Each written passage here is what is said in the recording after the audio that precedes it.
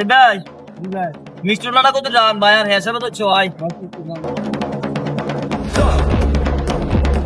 ইয়ো কাকা মিষ্টি টাকার কবির ভাই দিয়ে গেছে এমনি প্রস্তাব করতে গেছি। এতে মিষ্টি আছে নি? আচ্ছা কাকা আরো দেন না। না না দেন যাইতে নো